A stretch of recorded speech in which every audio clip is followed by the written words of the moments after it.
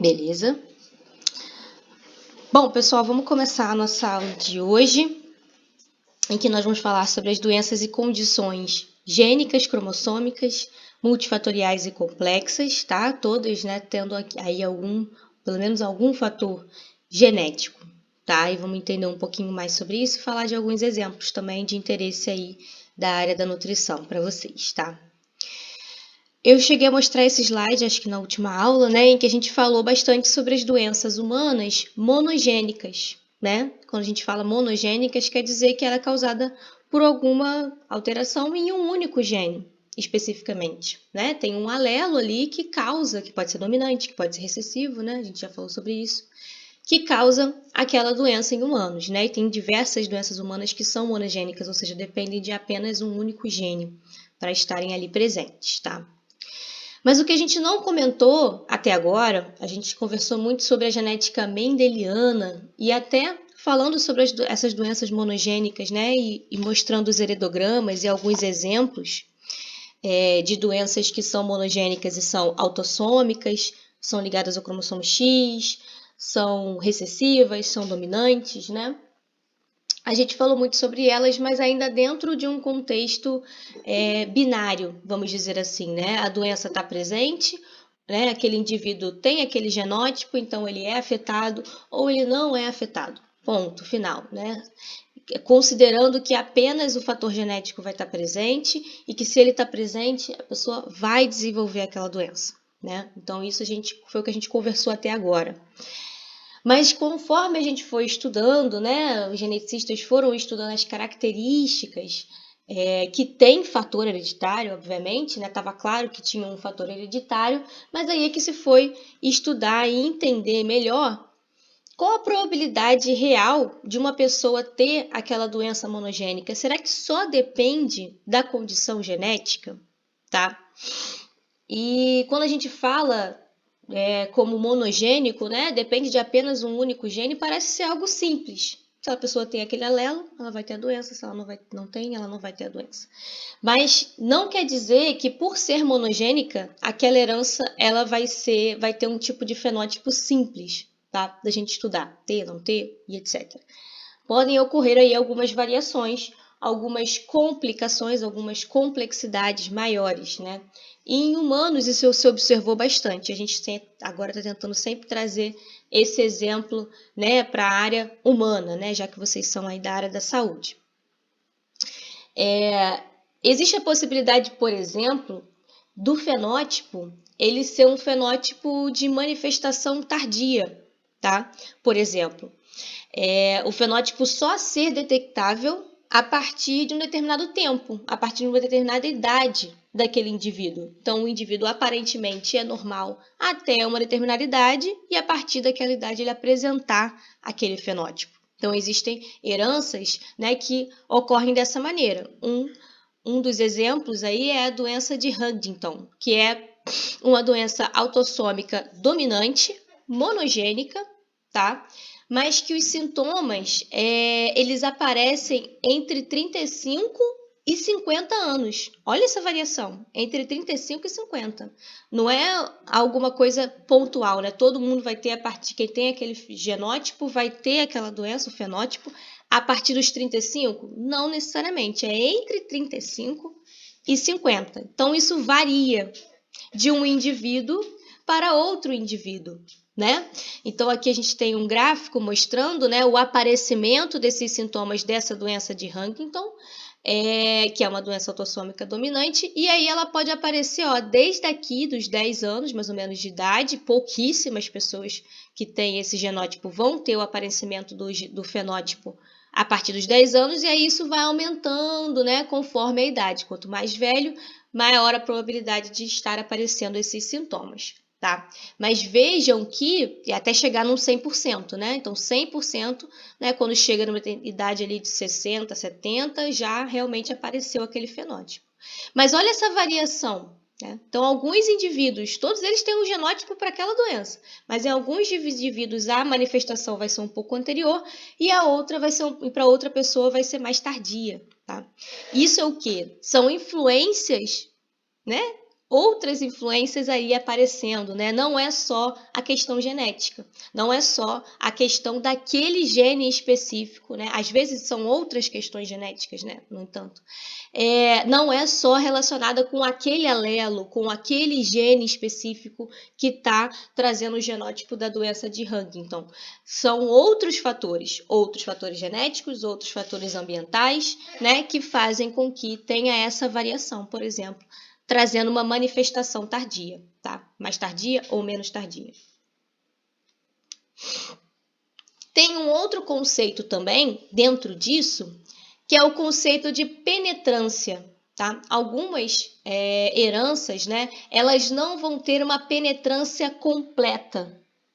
O que é a penetrância completa? A penetrância completa é o que a gente estudou até agora.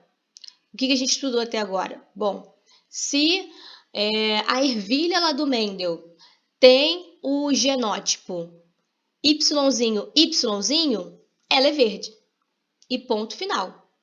Isso é uma penetrância completa. Se todos os indivíduos tendo um determinado genótipo apresentam um fenótipo, 100% dos que têm o genótipo YY são verdes, eu estou querendo dizer que tem uma penetrância, que esse gene ele vai ter essa herança, né, vai ter uma penetrância completa. Vai estar sempre ali presente com aquele genótipo, vai estar sempre associado àquele fenótipo. Mas nem sempre, tá? As heranças têm penetrância completa.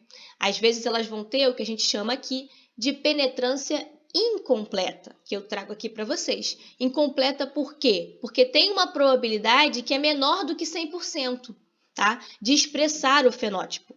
Às vezes a penetrância vai ser de 50%, então metade dos indivíduos que têm aquele genótipo é que vão expressar o fenótipo. Ou uma penetrância de 20, de 80, enfim, né? Aí esse percentual é calculado de acordo, né, com as observações que a gente faz, né, desses indivíduos que têm o genótipo, quais deles apresentam o fenótipo, tá? Mas por que um organismo ele apresentaria um determinado genótipo, mas não apresentaria o fenótipo correspondente? Por que isso aconteceria? Já falei aqui um pouquinho, vamos falar novamente. A influência de outros fatores, tá? Que não é simplesmente só aquele fator daquele genótipo específico. A influência do ambiente, né? Então, a influência, né, o fator ambiental pode estar corroborando para ele não apresentar aquele fenótipo associado ao genótipo. A influência da interação daquele genótipo específico, ele está associado a um gene, ou a alguns genes, né? Se a gente está falando de herança monogênica, a gente está falando de um gene só. A influência daquele gene com outros genes, né? A interação entre esses genes pode acabar fazendo com que aquele indivíduo não apresente o fenótipo correspondente, tá? E isso, voltando um pouquinho aqui, e isso também tem a ver um pouco com o que a gente chama de background genético, né? Background no sentido de quais são os seus genes que você apresenta, os outros alelos para os seus demais genes, né? O background é o sentido de qual é o seu respaldo genético, né? E aí, a partir daquilo ali, entender se você vai ter essa probabilidade maior de apresentar aquele fenótipo que está relacionado ao genótipo ou não.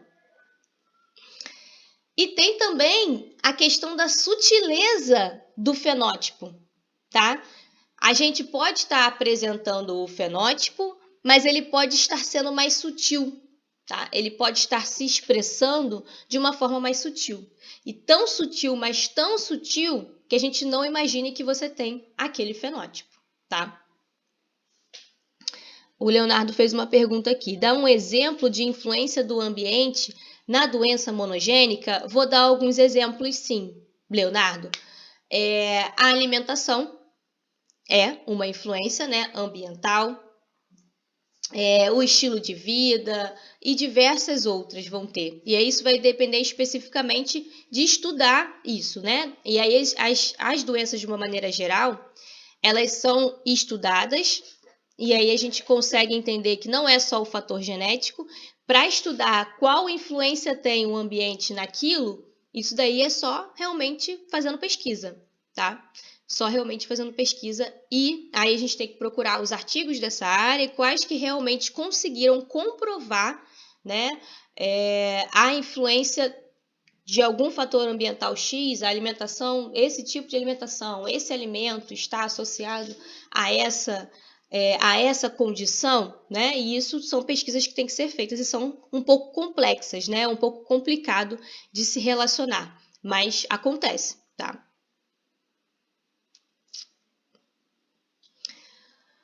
O valor de penetrância, ele pode ser calculado, tá? Como eu estava falando, né? Pode ser de 50%, 30%, 80%. Isso aí é calculado observando quais indivíduos que têm aquele genótipo apresentam e quais não apresentam. Então, a gente entende se a penetrância ela é mais próxima do 100% ou se ela é menor. Às vezes pode ser de 30%, 20%, tá? Dependendo da doença em si.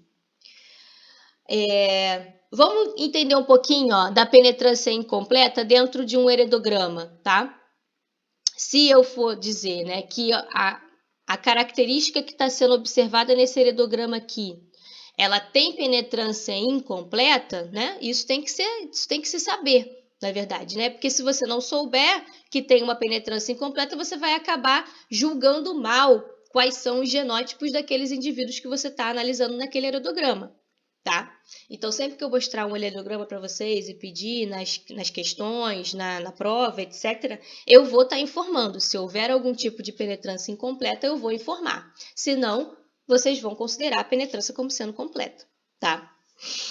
Agora, a gente tem aqui um heredograma de um alelo dominante que não é totalmente penetrante. Tá? Para um alelo dominante, é como se fosse a doença de Huntington, por exemplo, mas não é totalmente penetrante. Então, o indivíduo que, se a gente for observar, né, ele necessariamente deveria apresentar esse alelo, só que ele não está apresentando, né, a doença em si. Tá? Então, ele não é afetado, mas ele apresenta o alelo, porque se é dominante essa característica, né, temos na prole desse indivíduo aqui, indivíduos apresentando esse fator. Então, ou o pai ou a mãe deveriam ter esse alelo dominante que causa essa doença, né? Nesse caso aqui não vai ser o pai, porque o pai vem de fora, né, de uma outra família. Se a condição é rara, muito raramente ele vai estar apresentando, né? Esse indivíduo que aqui é que recebeu esse alelo da mãe e repassou isso para sua prole, mas ele mesmo não apresentou a doença por conta, né, da penetrância não ser completa, tá? Aí a gente coloca ainda aqui que esse indivíduo R, os outros indivíduos, né, que não apresentam, será que esses indivíduos de fato, né, não receberam um alelo? Ou será que esses indivíduos simplesmente receberam um alelo, mas não expressam, né, não expressaram, não tiveram o fenótipo, tá? Isso deve ser pensado, né, também em determinadas doenças que têm essa penetrância incompleta. É mais ou menos como isso daqui, né? Tem essa representação também, né? Aqueles que têm, né, o alelo azinho, né, que é o alelo normal, não apresentam. Aqueles que têm pelo menos um alelo dominante é os que vão apresentar essa doença, né? Mas a gente vai ter um grupo, um conjunto de indivíduos que vai apresentar e um conjunto de indivíduos que não vai apresentar a doença, mesmo com esse alelo, tá? E aí vem um outro conceito que também complementariza com o conceito de penetrância, que é o conceito de expressividade, tá? Existe a expressividade, existe a variação da intensidade daquele fenótipo. Lembra que eu falei da sutileza do fenótipo? Lá na penetrância, o fenótipo ele pode ser tão sutil que ele não é percebido como fenótipo, tá? Não chega a ser exatamente isso aqui. Se percebe que tem o fenótipo, mas em alguns indivíduos ele é mais sutil do que em outros. Ele é mais brando, tá? Aqui eu tô falando de grau de severidade de determinadas doenças, tá? Às vezes mais severa em alguns indivíduos e às vezes menos severa em outros indivíduos, tá? Então, pensando também que um alelo dominante é que confere essa doença, por exemplo. Quem for azinho não apresenta o fenótipo, mas quem tiver pelo menos um alelo dominante vai apresentar esse fenótipo, mas veja que em graus de severidades diferentes, que eu represento aqui com a coloração sendo mais escura, com maior severidade, mais clara, menor severidade, tá? E essa variação vai ocorrer por quê? Pela ação dos fatores ambientais, por exemplo, isso pode aumentar ou reduzir o grau de severidade.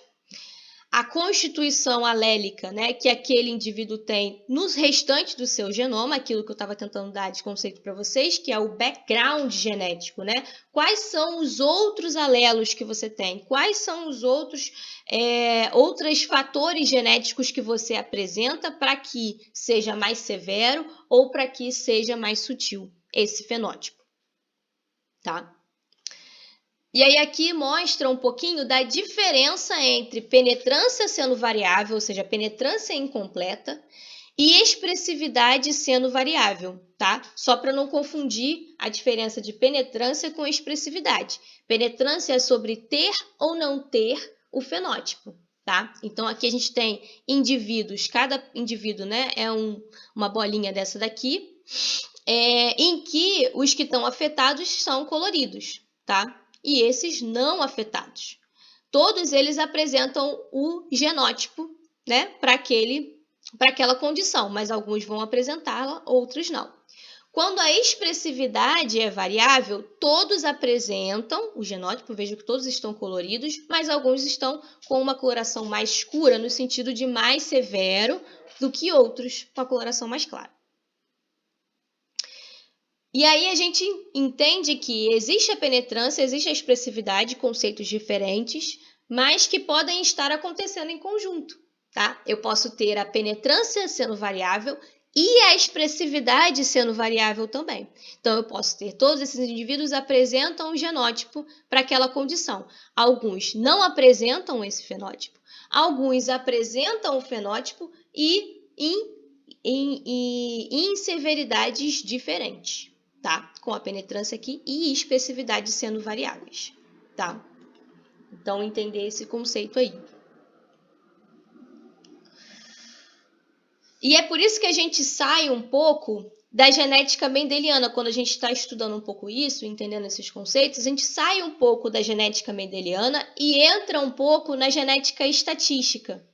Por quê? Porque a gente sai um pouco da ideia do sistema binário de tem ou não tem o fenótipo, é verde ou é amarelo, né? A semente verde ou a semente é amarela, tem esse genótipo, tem esse fenótipo, então, ok, é isso, e ponto, final, não tem a mais amarela, mais verde, menos verde, né?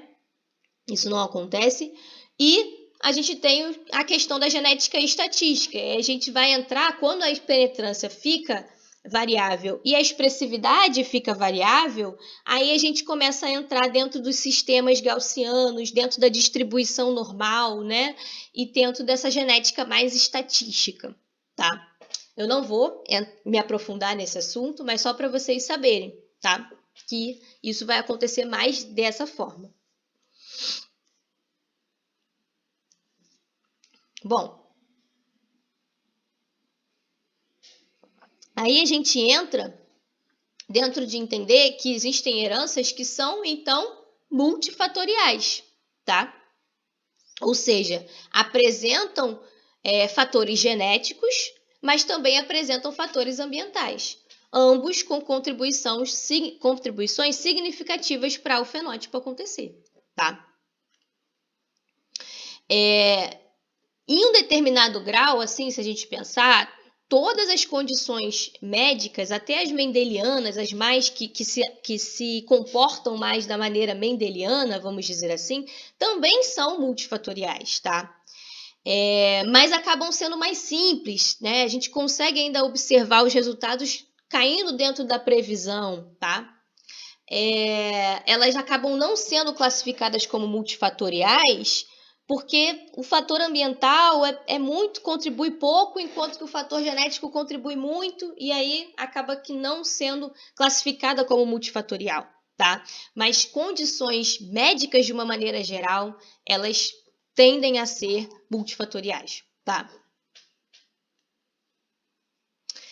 E aí, né, como que a gente classifica isso? Como que a gente coloca, né? Mas aí a gente acaba classificando algumas doenças como não sendo multifatoriais e outras como sendo. Então, como é que eu classifico isso? Né? Quais são de que forma eu consigo entender que alguma doença é multifatorial ou não, né? Primeiro, a gente consegue verificar uma variabilidade ali, né? Naquele padrão ali de transmissão, a gente não consegue identificar um padrão de transmissão específico, né? Como a gente observou lá com os heredogramas que vocês vão estar fazendo aí no ED e tal, tudo muito previsível dentro do que a gente estudou, né, da genética mendeliana. Mas, quando isso começa a variar muito, a gente não consegue identificar um mecanismo assim unifatorial para explicar o padrão de transmissão, né? Já é um indicativo de que aquela herança é multifatorial. Mas, por outro lado, a gente consegue observar que os estudos familiares, observando históricos familiares, estudando lá pelos heredogramas principalmente, a gente consegue observar que tem um risco maior de parentes estarem afetados. Quando você tem um indivíduo afetado dentro daquela família, a gente apresenta ali um risco maior dos parentes serem afetados. Então, isso alerta, né, acende a lâmpada de que é um caráter genético, tá? Também é genético. Às vezes está tão variável que a gente compreende depois que, bom, não tem nenhum fator genético dentro dessa herança, então. Bom, e aí tudo bem. Aí a gente descarta essa possibilidade. Mas se isso aparece, né, dentro, se indica um risco maior de parentes sendo afetados, né, a gente mostra que aquele caráter ele tem um fator genético. Então, bom, é genético, mas eu não consigo encontrar um mecanismo unifatorial para explicar esse padrão de transmissão, tá? E eu consigo observar que existem fatores ambientais relacionados, tá? Com alguma influência significativa, ou seja, os indivíduos que apresentam aquele fenótipo, todos eles têm hábitos similares ambientalmente falando, ou se eles têm hábitos, ou se são todos sedentários, são todos apresentam alimentação com essa base, né? E etc. E por aí vai, para a gente poder fazer essa correlação.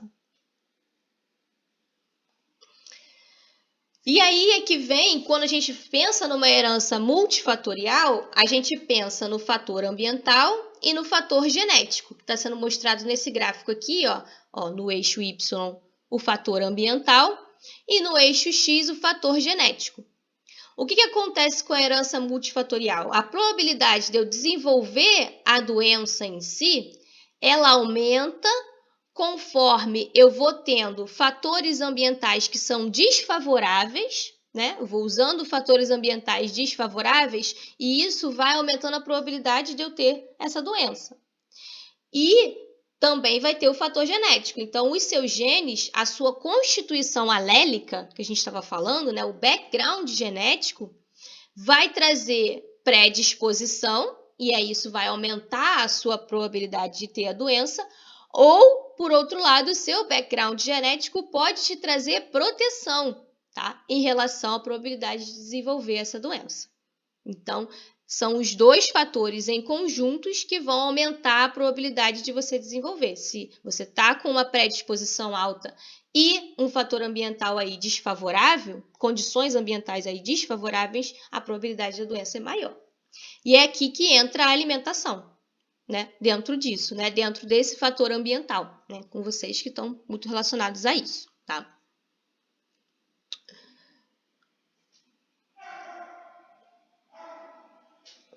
E aí, como é que a gente calcula isso? O quanto tem de contribuição genética e o quanto tem de contribuição ambiental, tá? Como que isso é estudado aí, cientificamente falando, né? Para a gente chegar a essa conclusão para as diversas doenças. Existe uma técnica muito interessante para estudar isso, que se chama a concordância em gêmeos. Não sei se vocês já ouviram falar. Bom, nós temos dois tipos de gêmeos, né? Os gêmeos monozigóticos e os gêmeos dizigóticos, né? Os gêmeos monozigóticos ou idênticos são aqueles que compartilham o mesmo genótipo, né? São aqueles que eram um zigoto único que, né, se dividiu em dois zigotos e aí formou dois bebezinhos ali, né? Então, o que a gente imagina? É o mesmo genótipo. Então, o background, a constituição alélica, né, vai ser idêntica, muito parecida. E se eles forem, né, se eles crescerem dentro de uma mesma família, né, o mesmo ambiente vai estar ali presente para eles, os mesmos hábitos alimentares, né, vai estar tudo ali mais ou menos presente, né, um fator ambiental também próximo, tá? Não vamos falar igual, mas a gente vamos falar próximo, tá? Já os gêmeos dizigóticos são aqueles gêmeos do tipo fraternos, né? Que são irmãos, foram 2 zigotos formados separadamente. Então, genótipos não são idênticos, tá? Mas que também vão nascer, né? Vão ter exatamente a mesma idade e vão nascer em determinada família e vai manter ali, né? Também os mesmos hábitos ali inicialmente e tudo mais, tá? A questão do fator ambiental também vai ser um pouco mais similar. Então, estudar gêmeos monozigóticos e dizigóticos para uma determinada característica, para uma determinada doença em si, é bem interessante para a gente entender a influência do fator genético e a influência do fator ambiental, tá? E aí você mede o quê? O grau de concordância fenotípica que acontece entre esses gêmeos monozigóticos, comparando isso com os gêmeos, né, dizigóticos, tá? E trazer, então, estimar essa influência aí genética dessa característica. E aí várias doenças foram estudadas usando essa técnica, né? Aqui estou mostrando algumas características: asma brônquica, febre, câncer, e tal, morte por infecção aguda, todas essas foram. Então, aí existe aqui o quê? A concordância entre monozigóticos, tá? Se o valor é maior, a concordância é maior, tá? E a concordância entre gêmeos dizigóticos. Então, veja, entre gêmeos monozigóticos, a gente entende que tem um fator genético aí associado. E entre os gêmeos dizigóticos, não vai ser o fator genético, não vai ser muito o fator genético, vai ser mais o fator ambiental, tá? Então, a gente vê aí, por exemplo, doenças que têm uma concordância muito maior entre os monozigóticos do que dizigóticos. Por exemplo, aqui 67 que deu o valor e entre os dizigóticos deu 5. Então, você tem uma contribuição muito maior do fator genético, vamos dizer assim. Enquanto que você tem aqui, por exemplo, doenças como câncer, tá? Em qualquer local, morte por infecção aguda, que tiveram uma baixa concordância tanto no monozigótico quanto no dizigótico, muito parecido. Tá vendo? Então, esses casos aqui, por exemplo, essa também de morte por infecção aguda, são valores muito baixos dessas concordâncias que mostram que o fator genético não contribui tanto. Quem está contribuindo mais são os fatores ambientais. Deu para entender? Esse estudo, ele mostra bastante isso e dá para se fazer com várias doenças, tá?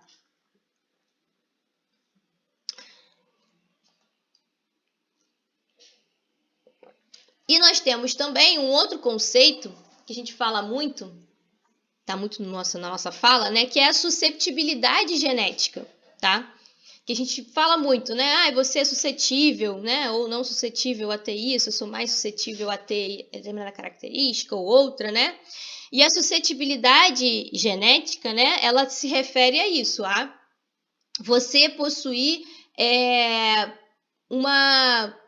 uma predisposição a ter uma determinada característica, e aí quando você é exposto a um fator ambiental específico, tá? Um fator ambiental específico, como por exemplo, fumar, por exemplo, né? Se você tem uma susceptibilidade genética em ter câncer de algum determinado tipo e você associa isso ao fumo, né? Você tem aí meio que você tem um somatório aí de fatores que leva, né? Dá uma incidência muito grande daquela característica que está presente, tá? Um exemplo que eu dei aqui é um exemplo da mutação do fator V de Leiden, tá? É uma mutação, um determinado alelo específico, que aumenta uma tendência maior para formar coágulos sanguíneos patológicos. Então, quem tem esse alelo tem uma tendência maior a formar esses coágulos sanguíneos patológicos, tá? E aí algumas estimativas estão sugerindo, né, que Essa mutação ela é responsável por 40% de todos os trombos, né, aqueles casos de trombose patológicos, né? Então, isso quer dizer o quê? Que de todos os casos de trombose patológicos, 40% deles as pessoas tinham esse alelo, tá? O que é um valor bem alto. E aí, aqueles que são homozigotos para esse fator, né, tem um risco muito grande de ter, né, aumentado para ter essa trombose, né?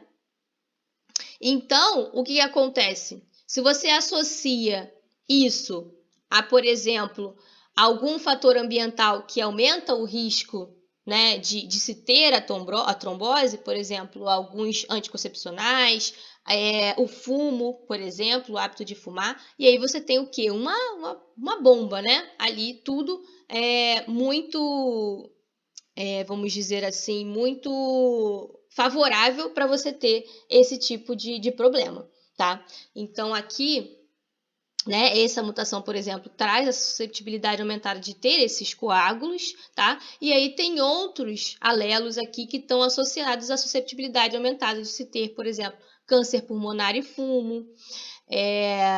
Os coágulos, né, estão associados bastante com o fumo, e câncer pulmonar e fumo, né, são esse em conjunto, né, quando a pessoa tem esse alelo para esse gene GSTM1, tá? Quando a pessoa tem um alelo aqui que está associado, ela tem uma suscetibilidade. Se ela associa isso ao fumo, né, ela vai ter uma grandíssima chance de ter um câncer pulmonar.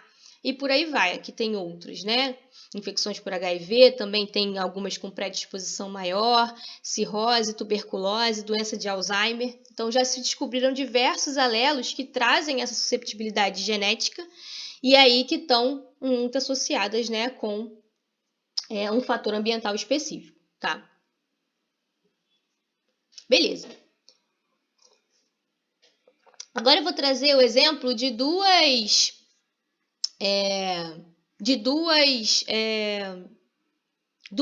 condições genéticas, né, duas doenças genéticas que são de interesse para a nutrição. A gente vai falar um pouquinho de fenilcetonúria, depois a gente vai falar um pouquinho de intolerância à lactose, tá? Eu achei as mais interessantes para trazer para vocês. A fenilcetonúria, né, vocês devem já conhecer, né, um indivíduo normal, né, ele normalmente tem a fenilalanina, que é um aminoácido, tá? Então, a gente quando consome alimentos ricos em proteínas, elas vão ser degradadas, né, vão formar aí aminoácidos, e a gente precisa desses aminoácidos de fato, né, nos alimentar deles, para a gente constituir as nossas próprias proteínas também, tá? Então, um indivíduo normal, quando se consome ali, né, um alimento rico em proteínas, ele vai ter lá, vai degradar essas proteínas e vai ter dentre os aminoácidos a fenilalanina, tá? A fenilalanina, ela vai entrar dentro do nosso metabolismo, né, para ser metabolizada, ela é inicialmente convertida de fenilalanina para tirosina, tá? A partir de uma enzima que se chama PAH, tá? A fenilalanina hidroxilase. Ela é uma enzima que vai então converter a fenilalanina em tirosina e vai dar início ao metabolismo ali de degradação para depois formar, né, novos aminoácidos. Então, está associado ali ao metabolismo da fenilalanina, tá? A PAH. O indivíduo normal vai fazer isso normalmente.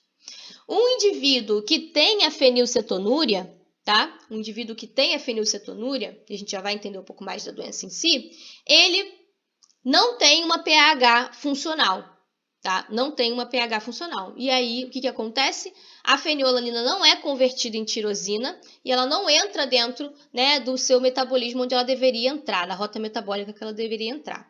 E aí, o que acontece? Ela se acumula dentro do organismo e, ao se acumular, ela é convertida em ácido fenilpirúvico, tá? Não importa muito qual enzima que está associada a isso daqui, mas ela vai, por conta do acúmulo, ser convertida em ácido fenilpirúvico. Então, esse ácido fenilpirúvico, quando ele é acumulado dentro do organismo, ele causa danos seríssimos, tá? Danos cerebrais seríssimos, deficiência intelectual, sintomas comportamentais, tá?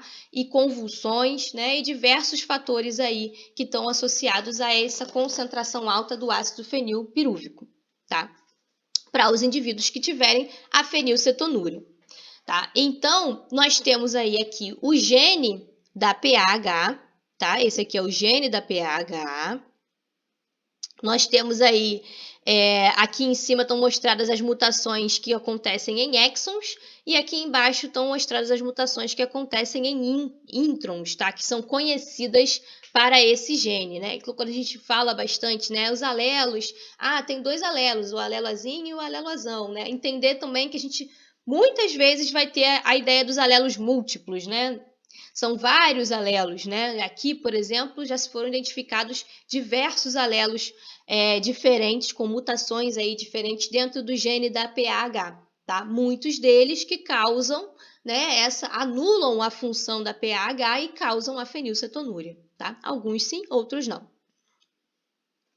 E aqui está sendo mostrado uns exemplos de alguns dessas mutações, tá? Que acontecem na PAH e que causam esses problemas. Aqui está mostrando o tipo selvagem, tá? A gente tem o tipo selvagem. No tipo selvagem, a gente tem um promotor do gene da PAH, né? Que controla a sua expressão.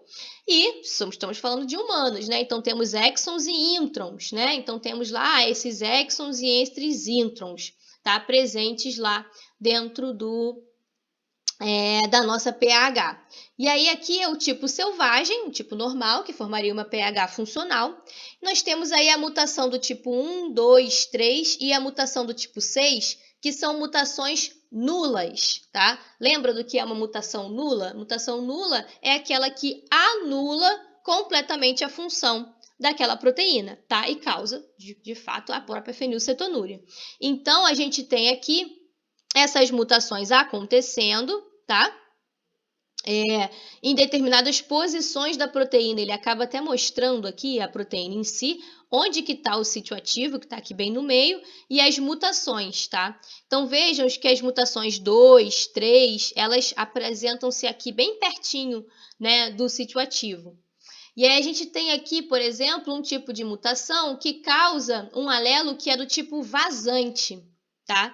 Vazante é no sentido de que ele não anula a função da PAH, mas altera um pouco, altera parcialmente a função, tá? Pode ser tá associado a um determinado fenótipo parcialmente, né? Ou aquela questão da expressividade que a gente falou, né? Bom, ele pode causar aí uma condição de fenilcetonúria menos severa, tá?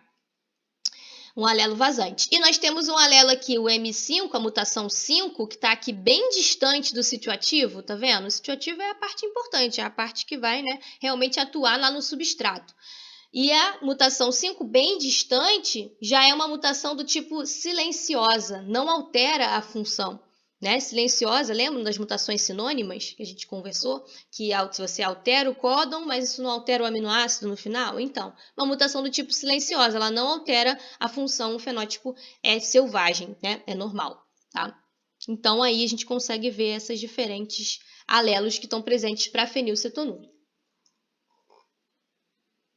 Mas vamos pensar aqui então.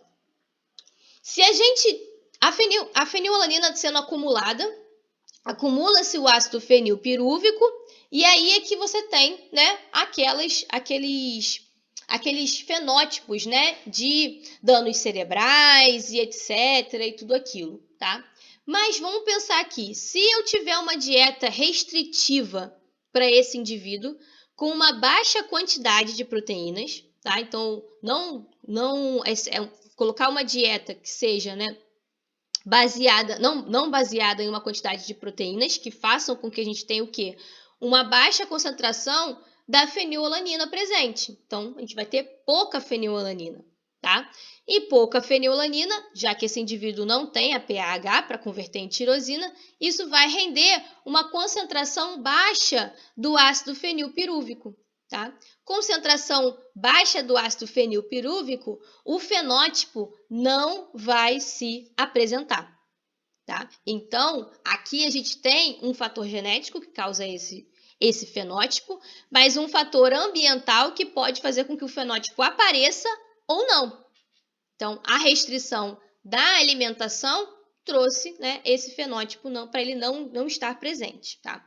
E é por isso que a fenilcetonúria, né, isso é importante que aconteça bem no início do desenvolvimento do bebê, né, daquele indivíduo, né, que se saiba, né, para se ter essa dieta restritiva, o quanto antes melhor, quanto antes você começar essa dieta restritiva, melhor, para você de fato não apresentar o fenótipo da fenilcetonúria, tá? Então, no teste do pezinho, né, nós temos diversos testes que são feitos, né, e muitos deles são tão relacionados com doenças, né, genéticas, né, e que se pode, a partir, né, desse teste, entendendo se aquele indivíduo tem ou não, né, um alelo para a fenilcetonúria e as demais doenças, se possa realizar esse tipo de tratamento aí preventivo com relação a essas doenças. Por exemplo, em relação à fenilcetonúria, seria uma dieta restritiva, baixa em quantidade de proteínas, tá? Beleza?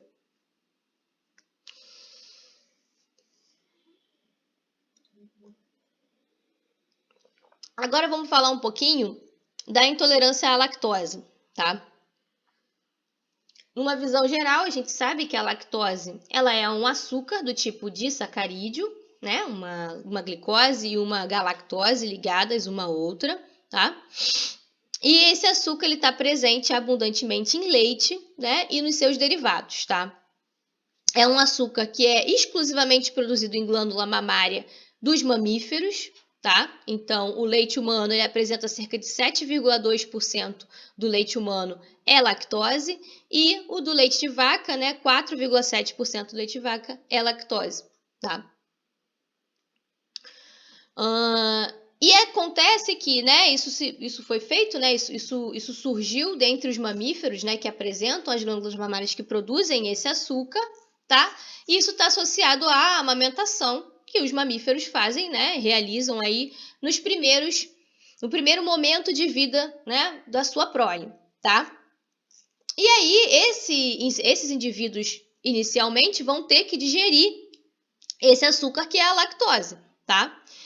E a digestão da lactose ela vai estar associada a uma enzima que se chama lactase florizina hidrolase, que é a LPH, tá? Que é codificada pelo gene LCT. Então, a gente tem o gene LCT, que vai codificar essa proteína LPH, essa enzima, tá?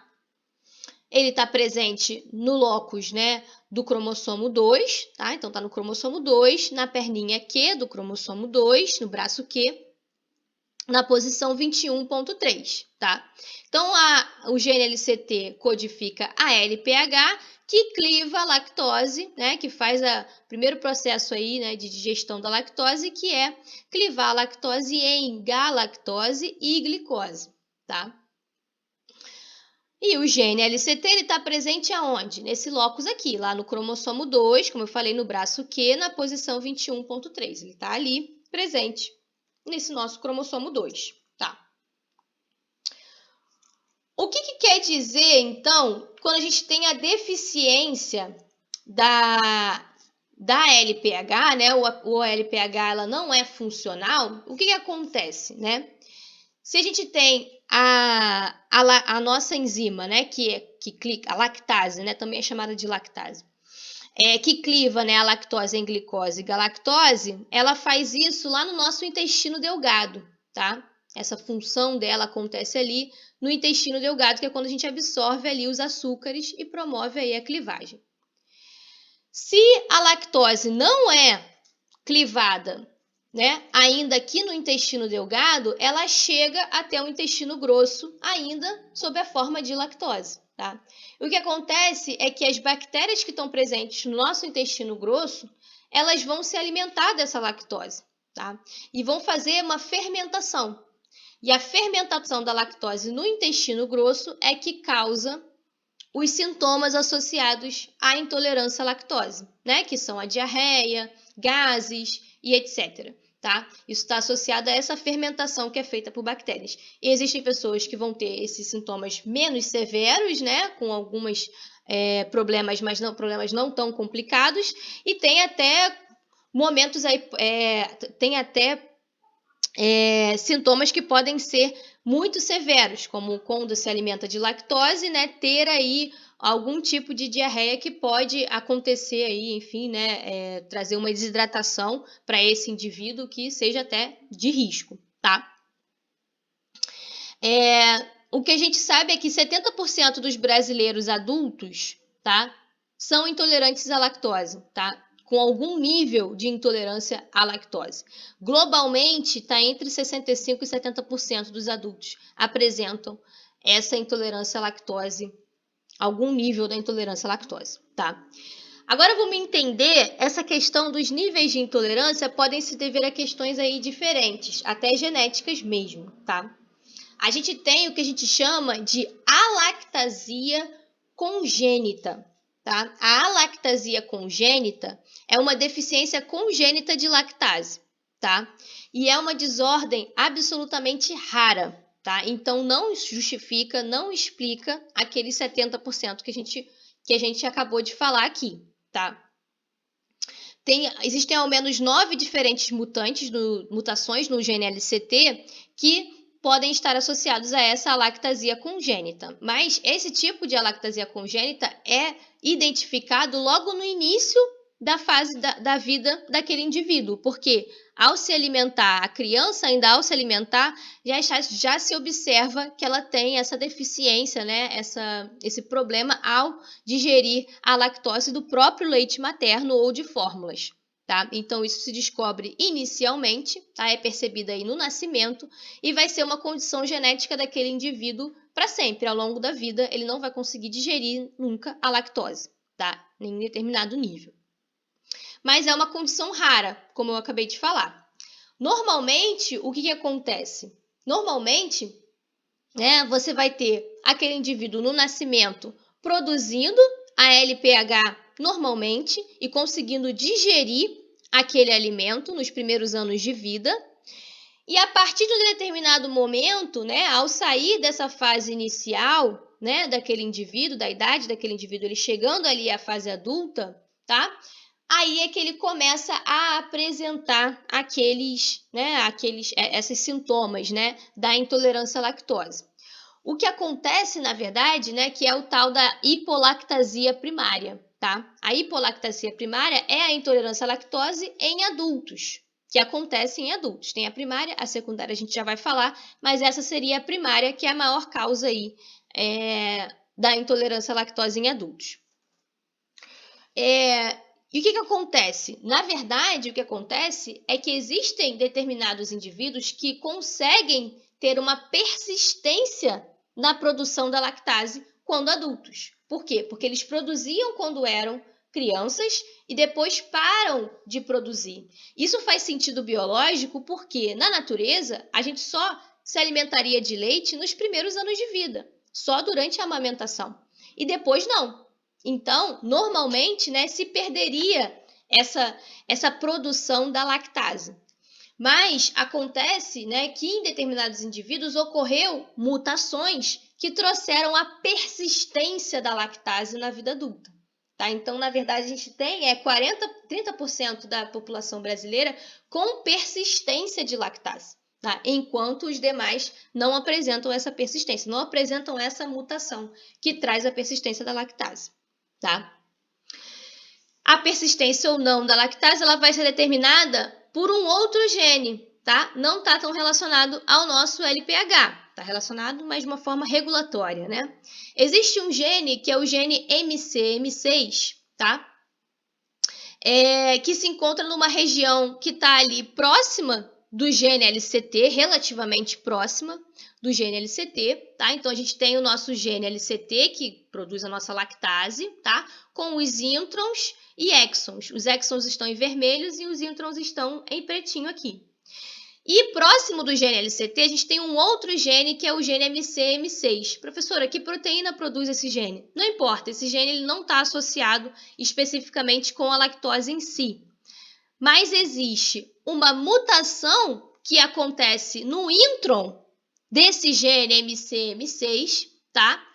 Que influencia na expressão do gene LCT, tá? E aí eu vou lembrar um pouquinho do nosso último conteúdo lá de genética molecular, né? Em que a gente falou um pouquinho sobre a regulação gênica em eucariotos, né? Que ela é mais complexa, trabalha com várias proteínas e com regiões regulatórias que estão distante do nosso gene de interesse. Então, a gente tem o gene da LCT e um pouco mais à frente, né, a gente tem lá no gene da MCM6, lá no intron, da MCM6 um determinado ponto, tá? Que é um acentuador. O que aconteceu? Aconteceram mutações nessa região aqui, uma mutação específica e pontual, a presença de um T, de uma timina no lugar de uma citosina, nessa posição aqui, né, que é a posição menos 13.910, né, de distância em relação à LCT,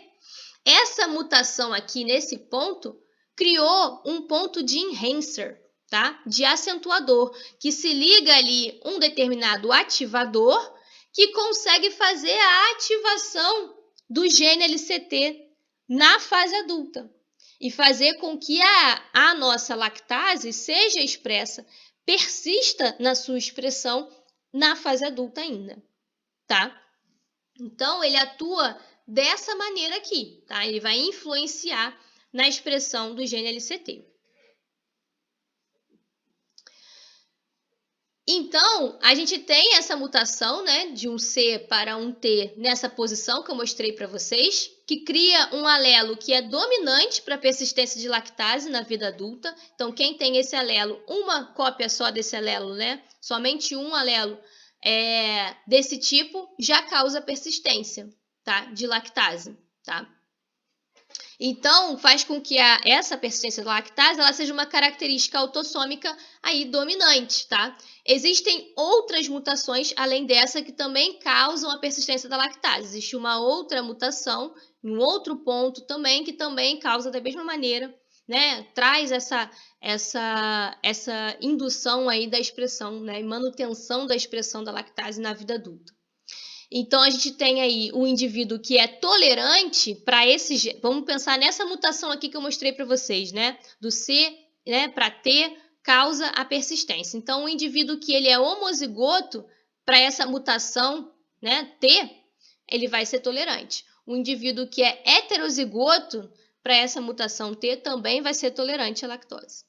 E aquele indivíduo que não apresenta essa mutação, e nem alguma outra também, né, que traga essa persistência, é que vai ser intolerante, tá, à lactose.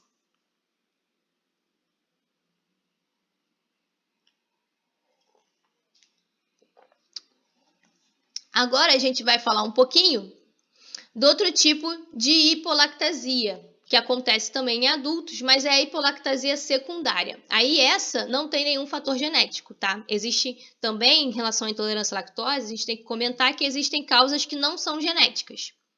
Nesse caso, que a gente chama de hipolactasia secundária. Então, a alolactasia e a hipolactasia primária têm causas genéticas.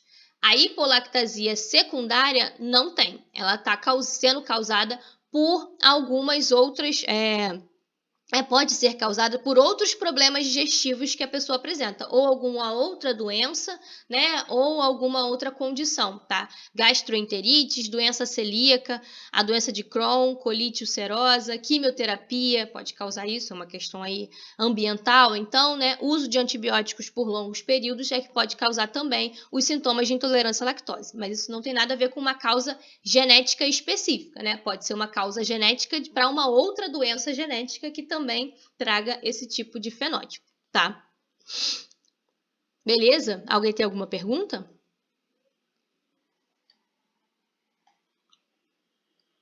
Não? Então eu vou continuar. Bom, falamos desses dois casos, né? Do caso da fenilcetonúria e da intolerância à lactose. E agora a gente vai entrar nas condições, né, genéticas humanas que são cromossômicas, tá? A gente falou bastante das condições monogênicas, né, que tem a ver com um ou com genes, né, multifatoriais também, mas temos também aí alterações que são alterações que a gente chama de larga escala, né, que são aí as alterações cromossômicas. Falamos um pouco no último módulo sobre as mutações de ponto, né? Que eram alterações em um par ou em alguns pares de base, né? Mutações em um determinado gene específico, tudo mais. As mutações cromossômicas, né, são alterações em uma região do cromossomo, ou no cromossomo inteiro, ou no conjunto inteiro de cromossomos. Tá? Então, são alterações em maior escala. Por quê? Mesmo que eu altere um pedaço de um cromossomo, Quantos genes tem em um pedaço de um cromossomo? Vamos voltar aqui e relembrar. Ó, o cromossomo 2. Eu falei que o gene LCT está aqui nessa posição Q21.3. Se eu alterar alguma coisa num pedaço desse cromossomo 2, eu vou estar influenciando quantos genes? Tá? Nessa posição Q21.3 pode estar presente esse gene e alguns outros também. Tá? Isso aí ele está seccionado em seções, mas cada seção dessa são muitos pares de base. Tá? Lembra que o nosso genoma inteiro tem 3 bilhões de pares de base. Então, se eu altero um pedaço de um cromossomo, eu estou mexendo em diversos genes. Tá? Se eu altero um cromossomo inteiro, estou mexendo em diversos genes. Um conjunto inteiro de cromossomos, mais ainda. Tá? Só para lembrar. E aí as alterações cromossômicas elas podem ser do tipo estruturais ou elas podem ser do tipo numéricas. Tá? Vamos lá. As alterações do tipo numéricas, tá? Elas são alterações no número de cromossomos, tá? Então, são alterações que acontecem, né? E uma alteração ou do conjunto inteiro de cromossomos ou de uma parte daquele conjunto. Como assim o conjunto? Nós, humanos, temos 23 pares, nós temos 23 pares de cromossomos, correto? Correto, temos 23 pares. Então, o nosso conjunto de cromossomos é 23. E normalmente a gente vai ter 2 conjuntos, porque somos diploides, certo? Alterar o conjunto inteiro é chegar em um triploide ou um monoploide, né? Chegar a ter um conjunto só, ou 3, ou 4, né? Isso seria essa alteração inteira no conjunto de cromossomos, tá? E isso a gente chama de euploidia aberrante. Euploidia porque a gente tem todos os cromossomos ali. Os 23 estão ali, mas aberrante porque ao invés de ter 2 conjuntos, que seria o normal, eu vou ter 3 ou vou ter menos, tá? Em humanos, nunca foi reportado nenhum ser humano que tenha nascido com um conjunto apenas de cromossomos, tá? Isso provavelmente é algo que não gera nenhum indivíduo viável, tá? Em plantas, em outros organismos, né, em outros seres vivos, isso pode até acontecer, mas em humanos não. Como para vocês a gente está focando na parte, né, da área de saúde em seres humanos, é isso que vocês precisam saber. Mas já foi reportado em humanos casos de euploidia aberrante com 3 conjuntos de cromossomos, ou seja, triploidia, no lugar de 2 conjuntos, 3 conjuntos. Isso se deve principalmente, né, pela fecundação, na hora da fecundação, 2 espermatozoides fecundarem o mesmo óvulo, tá? Mas esse caso de triploidia não gera indivíduos com uma sobrevida muito grande, tá? Muitos casos de abortos espontâneos vão ter associados a essa triploidia, letalidade precoce normalmente, né? E esses indivíduos que já foram estudados e, enfim, né, observados com a triploidia, eles tiveram essa letalidade precoce, né? Faleceram muito cedo. Tá? Então, mostrando que a euploidia aberrante em humanos, ela não é muito viável, tá? Ela não é viável. Então, é uma alteração muito grande. E aí, às vezes a gente fica pensando, né? Poxa, são 3... É porque agora, ao invés de 2 cópias, né? Ao invés de 2 cópias, não, desculpa. Ao invés de 2 conjuntos, eu vou ter 3, mas todos os genes estão ali presentes. Mas essa alteração no que a gente chama de dosagem gênica é importante, tá? Ela altera muito várias questões regulatórias também dentro da célula e por isso que a gente acaba trazendo um organismo, né, com essas condições aí, no caso da euploidia aberrante, sendo uma alteração muito grande que causa essa inviabilidade, tá? Alterar essa dosagem gênica de 2 para 3. Ao invés de 2 doses, eu ter 3 doses de todos os genes daquele genoma, tá? Beleza, isso é sobre a euploidia aberrante. Agora a gente vai falar um pouquinho mais da aneuploidia. A aneuploidia é a alteração em parte dos conjuntos, desses conjuntos. Então, eu não vou alterar o conjunto inteiro, eu vou alterar um cromossomo, né? Vou alterar Uma parte só desse conjunto é que vai estar alterada, tá?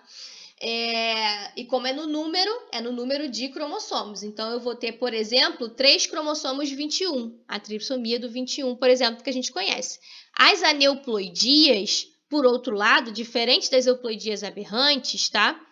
Elas são mais viáveis, né? Então, traz viabilidade, traz um indivíduo viável, tá? Não é letal ao ser humano, né? E causa aí diversas condições genéticas que a gente vai estudar um pouquinho.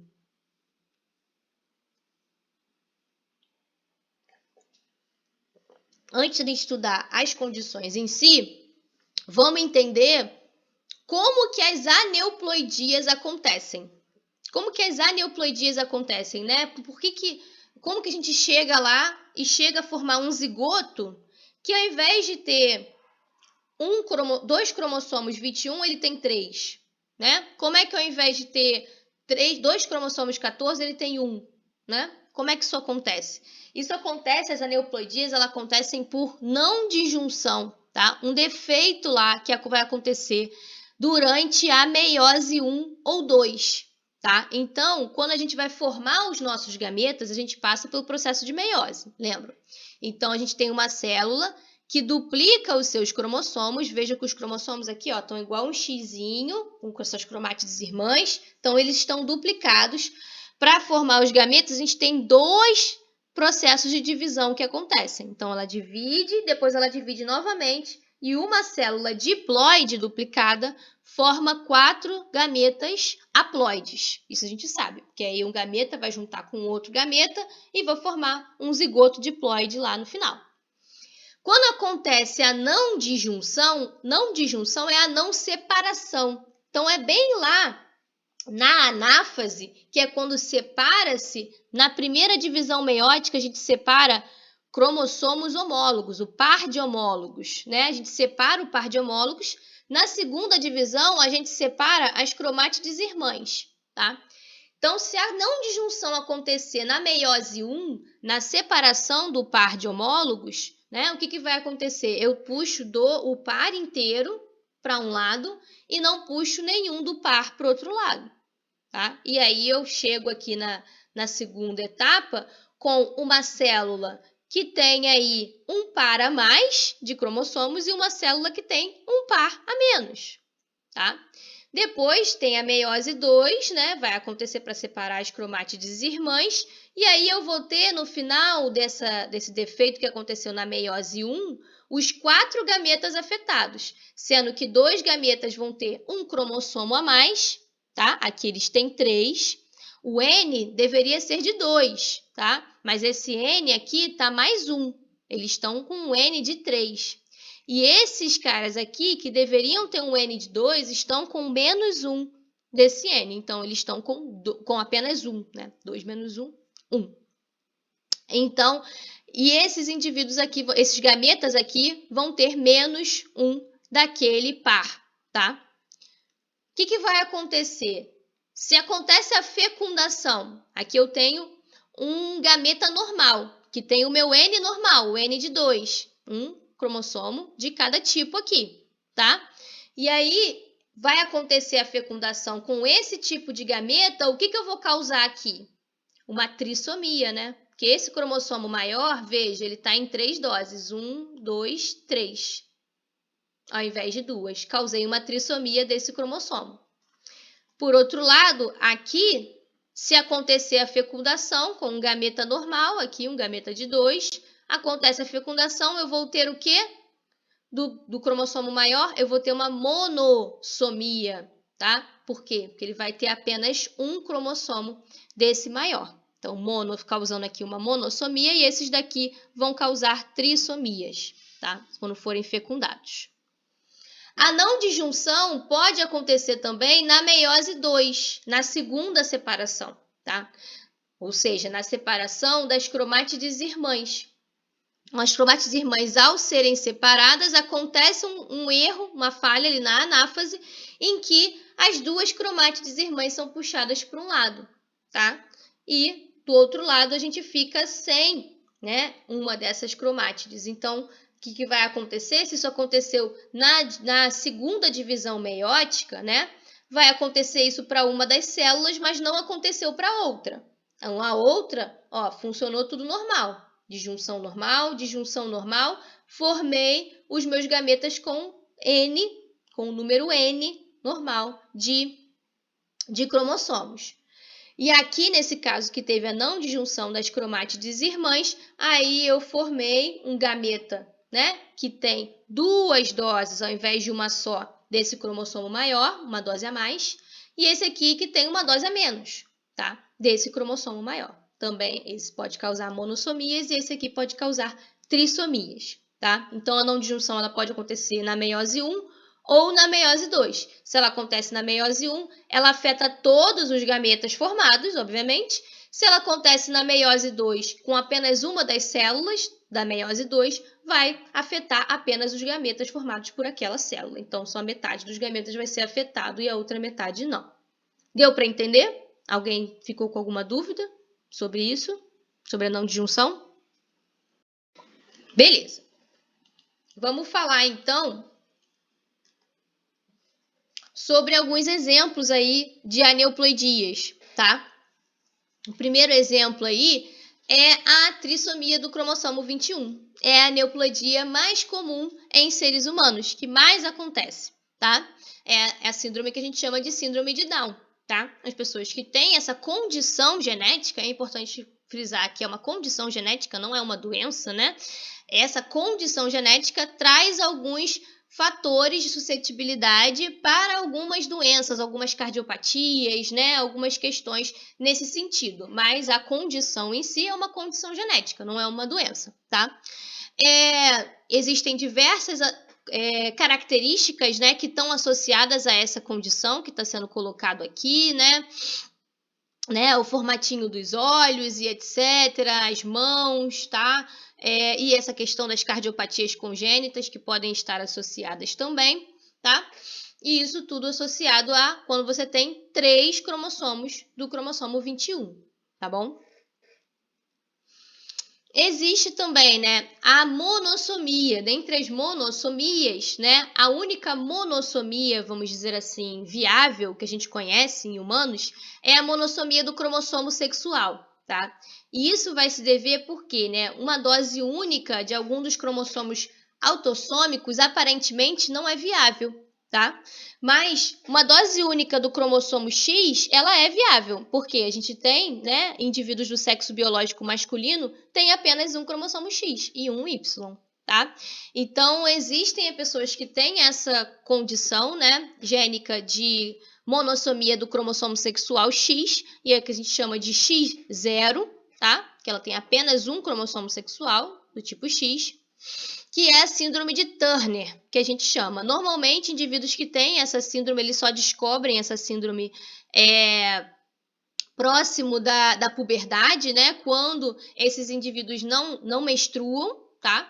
Normalmente, e aí isso vai, né, verificar no médico o que está acontecendo, e a partir disso, a partir todas essas condições aqui, dá para se perceber que esse indivíduo tem a síndrome de Turner, e isso pode ser confirmado por qualquer tipo de exame facilmente, tá? Eles têm algumas características morfológicas mesmo, corporais, que são características, essa parte daqui, né, dos ombros, né, é característica dessa síndrome, e outras características que estão associadas a ela, a essa condição. Existe aí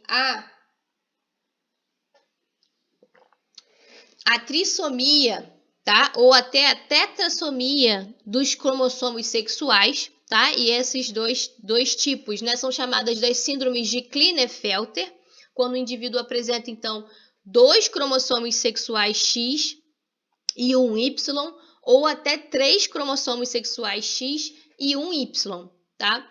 E por conta desse aumento da dosagem do cromossomo X, esse indivíduo tem algumas características aí que trazem, como por exemplo, o desenvolvimento das mamas é um pouco maior do que indivíduos que têm, né, a condição XY apenas, né, e algumas outras características que estão associadas a essa condição genética, né, quando o indivíduo tem aí 3 ou até 4 cromossomos sexuais.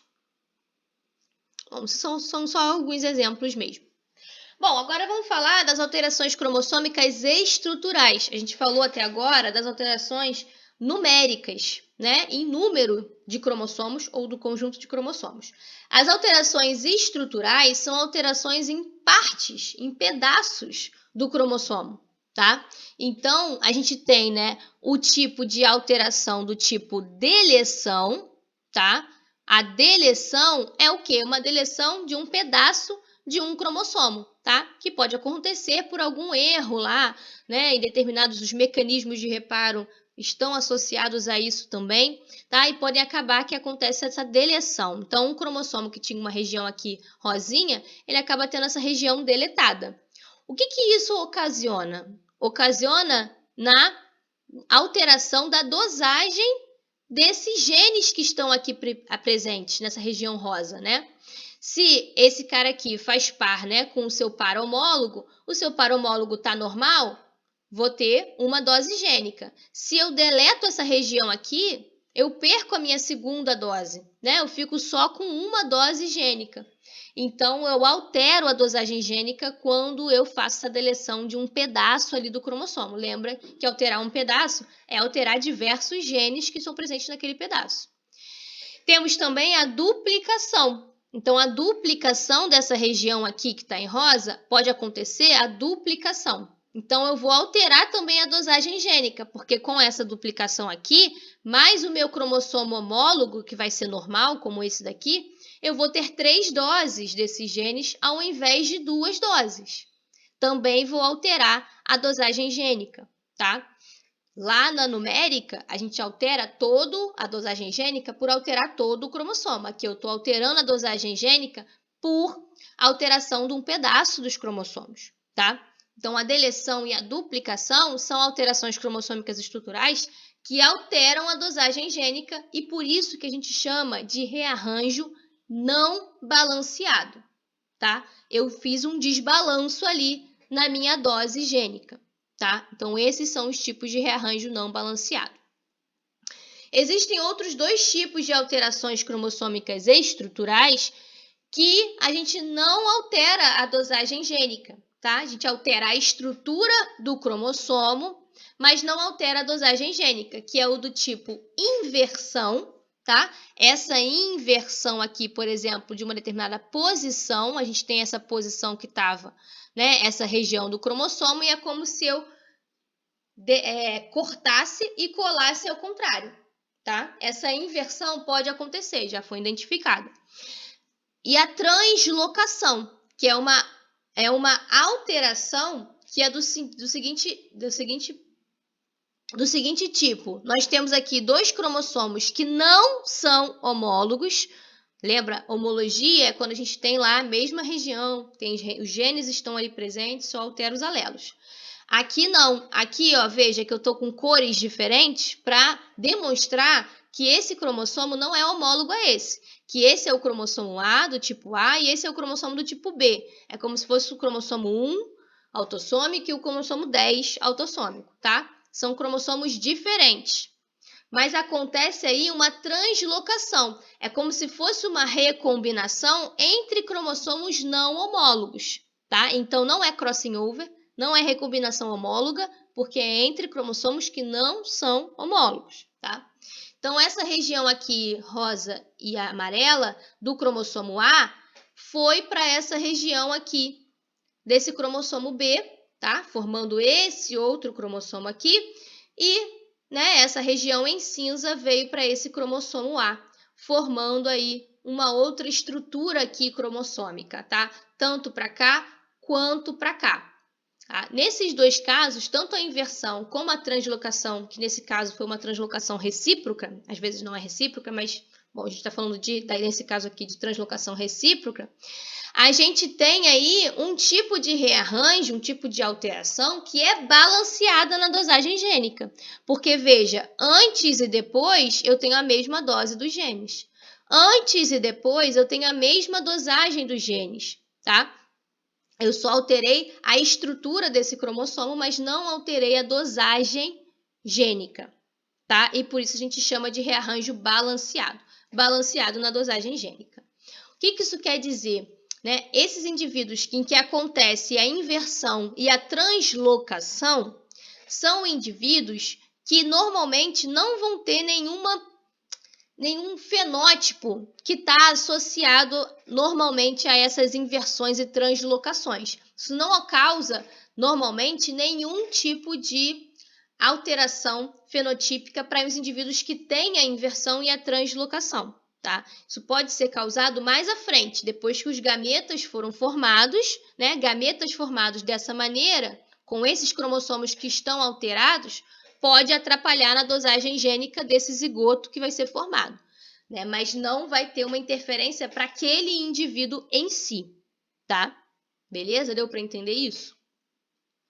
Vamos trazer aqui alguns exemplos de condições genéticas, né, em humanos, por conta de alterações cromossômicas estruturais. E vocês vão ver que vai ser do tipo deleção e duplicação, tá? Normalmente, né? A gente tem a síndrome do Cri-du-Chat, tá?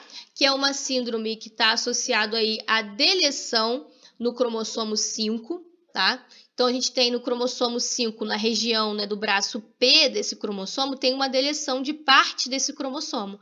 Altera a dosagem gênica, né, desses genes que estão aqui presentes. E isso traz uma condição genética, né, similar entre esses indivíduos que apresentam essa alteração cromossômica, em que o choro se assemelha ao miado de um gato, tá? E isso, né, essa síndrome até se chama síndrome do miado do gato por conta disso. Eles têm aí microcefalia, estrabismo, orelhas displásicas e cardiopatias congênitas que estão aí associadas a essa condição genética, tá? A gente tem a síndrome do X frágil, que é uma síndrome que está associada à duplicação de regiões repetidas no cromossomo X. Então, a gente tem a parte final aqui do cromossomo X. Vejam aqui, o cromossomo X está aqui, ele normal. E ele com essas duplicações nessa parte final aqui. Veja que ele tem uma projeçãozinha maior. São duplicações dessa região. Então, isso altera as dosagens gênicas também, né?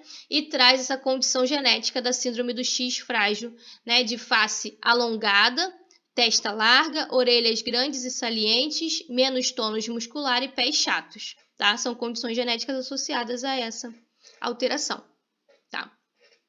Bom, pessoal, por hoje era isso que a gente tinha para falar. Queria saber se vocês têm alguma dúvida. A aula de hoje era mais tranquila mesmo. Queria saber se vocês querem saber de mais alguma coisa, né? A gente pode conversar aqui mais e falar para vocês que eu vou ter uma aula extra que eu vou trazer para vocês. Vou colocar hoje a gravação da aula de hoje e vou colocar a gravação dessa aula extra que é sobre terapia gênica e transgenia, tá? Se vocês tiverem interesse de assistir, essa aula extra não vai cair na prova, especificamente porque ela vai ser, enfim, ela tá fora do nosso horário normal, do nosso cronograma, né? Eu não consegui encaixar ela dentro do cronograma, tá? Alguém tem alguma dúvida, alguma questão?